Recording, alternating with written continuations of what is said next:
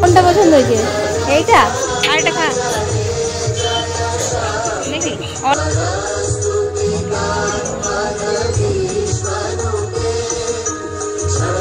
একটু ভালো করে ফটকা মারতে একটু ভিডিও হবে। শুনুন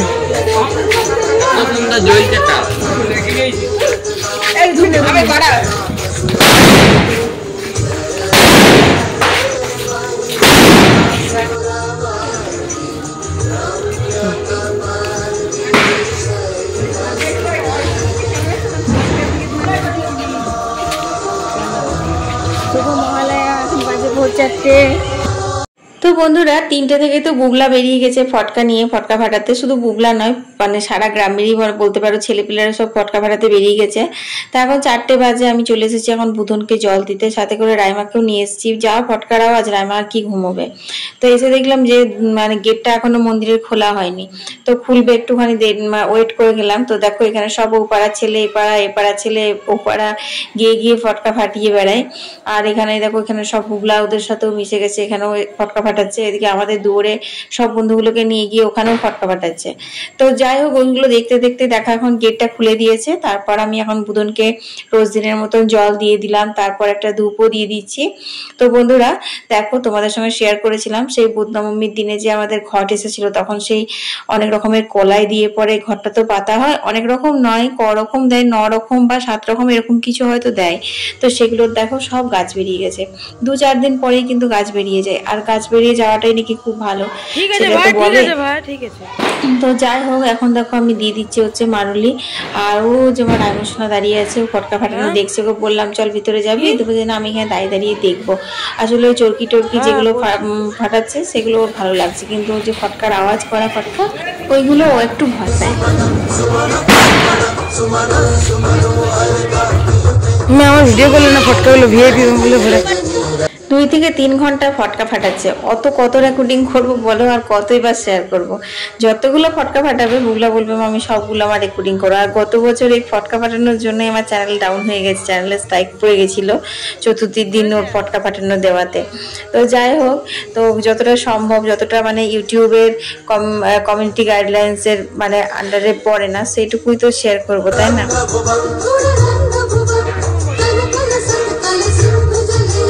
তো আমাদের মন্দিরে বুধনকে জল দিয়ে মারুলি দিয়ে চলে এসেছি। তারপর এখানে দেখো ব্যানার্জি দুর্গা মন্দিরেও মারুলি দিয়ে নিচ্ছি, আর এখানেও বাজি পড়াচ্ছে সব।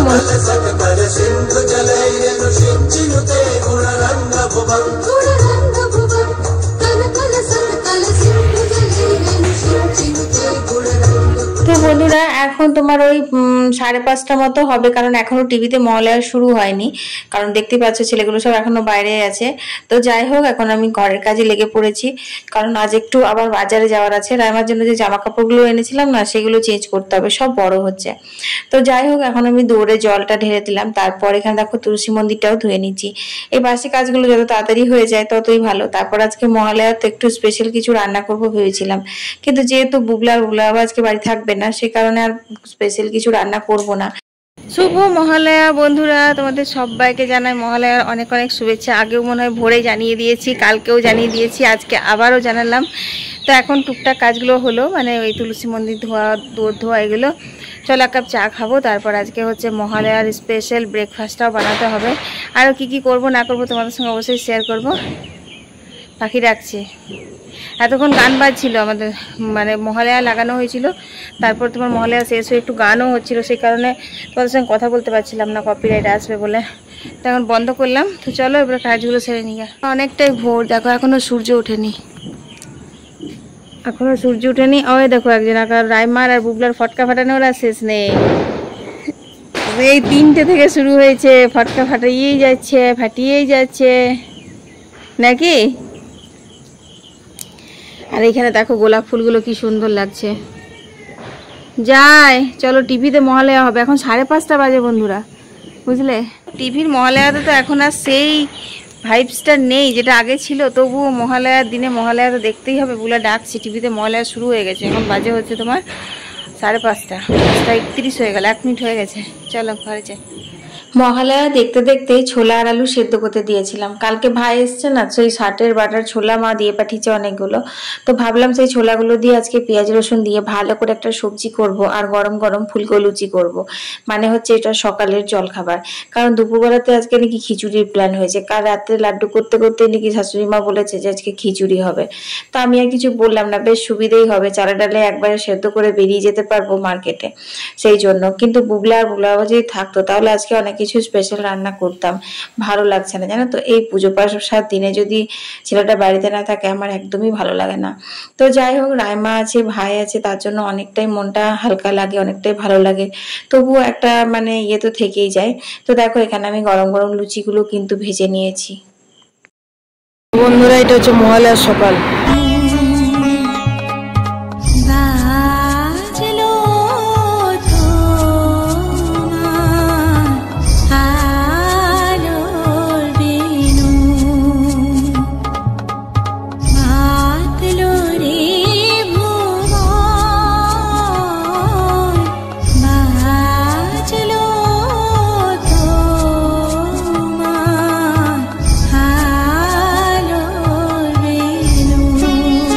মহালয়া মানেই হচ্ছে পিতৃপক্ষের শেষ আর মাতৃপক্ষের শুরু। আজকের থেকে কিন্তু মাতৃপক্ষ শুরু হয়ে যায়। তো আজকে পূর্বপুরুষদেরকে সবাই জল দেয়, তর্পণ করে, এটাই নিয়ম। তো কাছে পিঠে তো গঙ্গা বা নদী নেই, তো আমাদের এখানে সবাই পুকুরেই তর্পণ করে। তো দেখতে পেলে ওখানে অনেক তর্পণ শুরু হয়ে গেছে, অনেকজনা করা হয়ে গেছে। তারপর কিন্তু বুগলা বাবা এসেছে আর এই দাদাভাই বলেছে আমাকে একটু রেকর্ডিং করতে, আমি পুকুরে স্নান করছি। আসলে কি বলতো, এখন আর পুকুরে কেউ তো স্নান করে না, সে কারণে পুকুরে স্নান করাটা ভীষণ স্পেশাল হয়ে গেছে। তো এই যে বুগলা বাবা এখন ডুব পারবে, ও আবার কান নাক মুখ সমস্ত কিছু বন্ধ করে তারপর পুকুরে জলে ডুব পারে। ওই দেখো কেমন ভাবে ডুব করছে দেখো। তো যাই হোক, এই পুকুরটাতে কিন্তু আমরা সেদিনকে পান্না করতে এসেছিলাম জিতা অষ্টমীর দিন। সেদিন কি বৃষ্টি গো, বাবারে বাবা। তো দেখো এখানে তর্পণ করছে। তো চলো বন্ধুরা, এগুলো করতে করতে তোমাদের কয়েকটা কমেন্টের উত্তর দিয়ে দিই। কাবেরী সাধু লিখেছে, দিদি ভাই তোমার ভিডিও প্রত্যেকদিন দেখি, খুব ভালো লাগে, এত সুন্দর ব্লগ দেওয়ার জন্য তোমাকে অনেক অনেক ধন্যবাদ। তো দিদি ভাই, তুমি এত সুন্দর কমেন্ট করে আমার মনোবল বাড়িয়েছো, তার জন্য তোমাকে অনেক অনেক ধন্যবাদ। তোমাদের সঙ্গে ভিডিও শেয়ার করতে আমার ভালো লাগে, আর সব থেকে আরো বেশি ভালো লাগে তোমাদের এই সুন্দর সুন্দর কমেন্টগুলো পড়ার। তো তারপরের কমেন্টটি হচ্ছে তাপস দাস লিখেছে, দিদি ভাই তুমি তো অনেক সুন্দর ভিডিও বানাও, এগিয়ে যাও, পাশে আছি। তো থ্যাংক ইউ দাদা ভাই, এত সুন্দর করে আমাকে উৎসাহ করার জন্য, উৎসাহিত করার জন্য। তো দেখো বন্ধুরা, এখানে সবাই তর্পণ করছে আর আমিও তোমাদের সুন্দর সুন্দর কমেন্টের উত্তরটা দিয়ে দিলাম। আর এগুলো শেয়ার করতে পারলাম একমাত্র পুগলার জন্য, যেহেতু পুগলা এসেছিল তার জন্য। আর এখানে দেখো আমার পুরো লুচি তৈরি হয়ে গেছে, আর এখানে ঘুগনিটাও হয়ে গেছে। তো যখন পুকুরে গেছিল তখনই আমি ঘুগনিটা বানিয়েছিলাম। তো যাই হোক, ব্রেকফাস্ট করে তারপর আমি ঘরে কিন্তু শুধুমাত্র মানে কি কি রান্না করেছি না করেছি সেটা আমি তোমাদের সঙ্গে পরে শেয়ার করব। তো এখন দেখো আমি চলে এসেছি বাজারে। তো এই যে রাইমো একটু পেঁপে কিনেছিল খাবে বলে, তো সে তো হলো না, খেলো না। তো তারপর দেখলাম, দেখো আমি যখন এসেছিলাম তখন বাজে হচ্ছে তোমার ওই 10:30 থেকে 11টা। তো তখন না মার্কেটটা বেশ ফাঁকা ফাঁকা ছিল। তো তারপর আমরা যে এক্সচেঞ্জ করার জন্য বাজার কলকাতাতে ঢুকেছিলাম, তো সেখানে দেখো ঢুকেছি এখানে এখন। তো অনেক কিছু জিনিস নেওয়ার ছিল জানো তো, কিন্তু এই বাজার কলকাতা থেকে বেরিয়ে মানে বেরোতে বেরোতে মোটামুটি ঘন্টাখানেক, বুঝতেই পারছো, মলে যদি ঢোকা হয় তাহলে তো ঘন্টাখানেক তো লাগবে। বেরোনোর পর মানে এত পরিমাণে ভিড় বেড়ে গেছে যে কিছু কেনার কথা মাথাতে এলো না, সোজা মানে মনে হচ্ছিল যেন বাড়ি চলে যায়। তো এখানে অনেক রকমের জিনিস পাওয়া যায়, তো দেখতেও বেশ ভালো লাগে ছোট বাচ্চাদের, বিশেষ করে বাচ্চা বাচ্চা মেয়েদের জন্য। তো রাইমা তো সবকিছুই মানে বড় বড় যে মেয়েদের জামাগুলো সেইগুলো তোমার মানে পছন্দ করছিল, এটা পিপি এটা আমি নেবো, পিপি ওটা আমি নেবো। এই দেখো, দেখো কত বড় বড় জামাগুলোকে নিয়ে আসছে, পিপি এটা ভালো আছে দেখো তো, পিপি ওটা ভালো আছে দেখো তো। তো রাইমার জন্য জিন্স নেওয়া হচ্ছে, কিন্তু দেখো রাইমার নজর কিন্তু ফ্রকের দিকে। হ্যাঁ, ও এটা জানে যে ওকে ফ্রক পরলে বেশি ভালো লাগার, ফ্রকটাই ও পরে বেশি।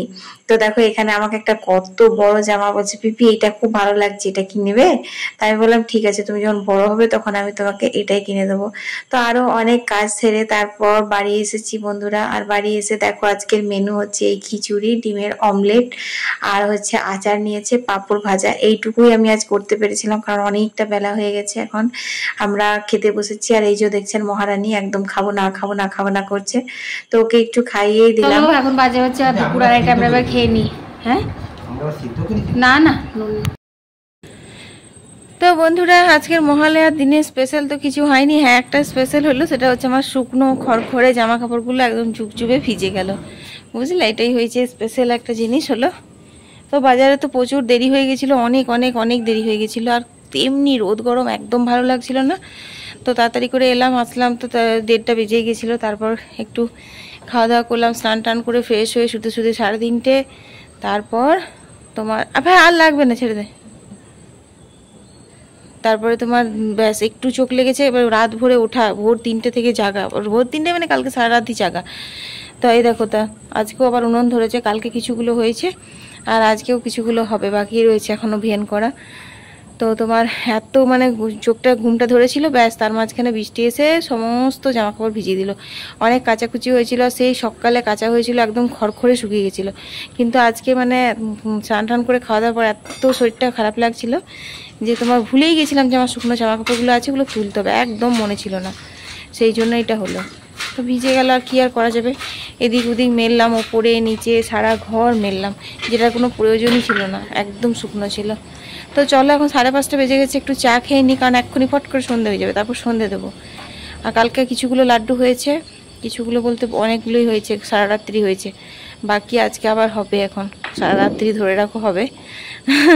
তো চলো, মহালয়ার দিনটা খুব একটা স্পেশালভাবে কাটেনি, খুব থোকানি, খুব খাটালিভাবেই কাটলো। চলো সন্ধে টন্ধে দিয়ে আগে, তারপর কথা হচ্ছে।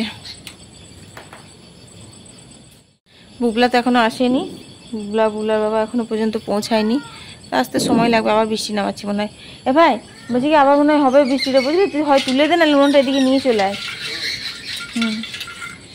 চলো একটু চা খেয়ে নি গা, এবছর পুজোটা এরকম বৃষ্টিতেই কাটবে মনে হয়। আবারও এখানে তেলের কড়াই, গুড়ের কড়াই নেমে গেছে, আর এখানে লাল করে উনুনও ধরে গেছে। আবারও তোমার আজকে কিছুগুলো লাড্ডু হবে, কালকে কিছুগুলো হয়েছে, আর কিছুগুলো বোঁদে ভাজা আছে, সেগুলো এখন করা হবে। দিয়ে চলে এলাম, আমাদের তো ঠাকুরের চক্ষুদান হয়ে গেছে মায়ের, কিন্তু মোবাইলটা নিয়ে যাইনি, বৃষ্টি পড়ছে, আর একা কীভাবে রেকর্ডিং করবো, সন্ধ্যা দিচ্ছিলাম, সেই জন্য কি ভালো যে লাগছিল কি বলবো। তো চলো এখন সিঙ্গারা চাটনি খেয়ে নিই, তারপর হচ্ছে কোথাও রুটি তরকারি যা হবে হবে, দেখা যাবে, দুটোই হবে, রুটিও হবে তরকারিও হবে। আর প্রচণ্ড গরমও রেখেছে, পুজোর সময় যে বৃষ্টি বৃষ্টি কী যে ভালো লাগছে না। তো চলো চাটা খেয়ে নিই, তারপর কথা হচ্ছে।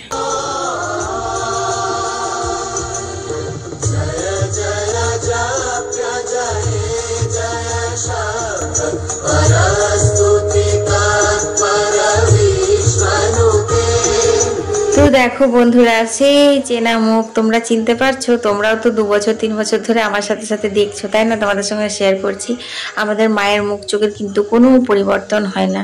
এই মুখটা যখনই আপদে বিপদে মনে পড়ে, তখনই যেন অদ্ভুত একটা বল, অদ্ভুত একটা শক্তি আমরা পাই, জানো তো? যেখানেই থাকি, শুধু যে গ্রামে থাকতে হবে, মন্দিরের কাছেই থাকতে হবে সেটা নয়, বাইরে দূর দূরান্ত যেখানেই যাই, যদি একটু বিপদে পড়ি, তো মায়ের এই মুখটি কিন্তু আমাদের ভেসে আসে। তো বুবলা এসেছিল, তাই তোমাদের সঙ্গে একটু শেয়ার করতে পারলাম। তারপর দেখো এখানে ভাই বিয়েন করেছে আজকে, তো লাড্ডুগুলো বেশ ভালোই পাকানো যাচ্ছে। তো এখানে মা আর ভাই দুজন মিলে পাকিয়ে নিচ্ছে, আর বুবলা বাবা আজকে টায়ার্ড হয়ে গেছে, ও আজকে বসেনি। আর আমি এখন তোমার তরকারি কাটবো, রুটিগুলো কিন্তু আমি উনুনেই করে নিয়েছি। বুবলা নিয়েছিল ফোনটা, একটু ওর পড়া ছিল, সেই কারণে তোমাদের সঙ্গে আর শেয়ার করিনি রুটি করাটা।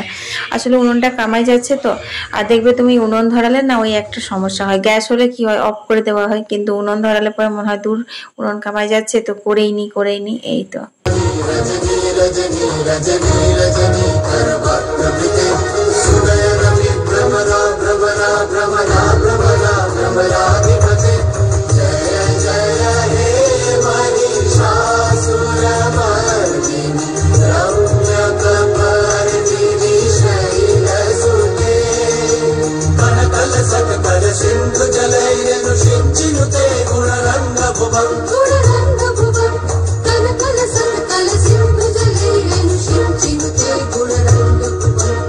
তো বন্ধুরা তরকারিটা কেটে নিলাম, আজকে হবে হচ্ছে মিষ্টি কুমড়োর তরকারি আর রুটি, আর দেখি ডিম সেদ্ধ করে দেবো ভাবছি।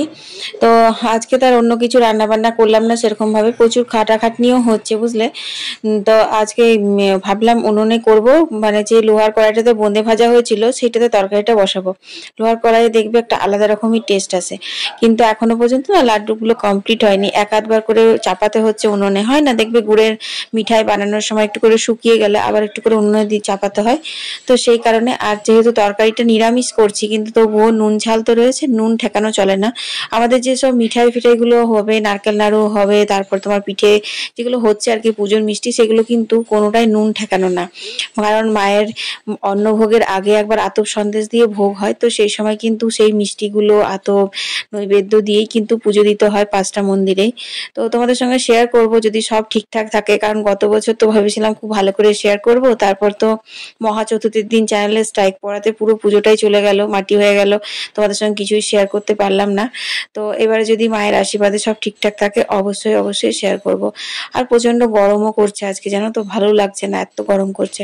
তো তরকারিটা হোক, কুমড়ো তরকারি তো বেশিক্ষণ হতে লাগে না। তো চলো বন্ধুরা, আজকের ভিডিওটা এখানেই শেষ করে দিচ্ছি। যাভাবে কাটালাম, অনেক কিছু শেয়ার করলাম, আর সেরকম স্পেশাল কিছু না, খুব মানে সকলের মধ্যেই কাটিয়েছি দিনটা। তো আজকের ভিডিওটা এখানেই শেষ করে দিচ্ছি। সবাই ভালো থেকো, সুস্থ থেকো। কাল থেকে আবার একটা নতুন ব্লগ আসবে, পাশে থেকো সবাই। টাটা।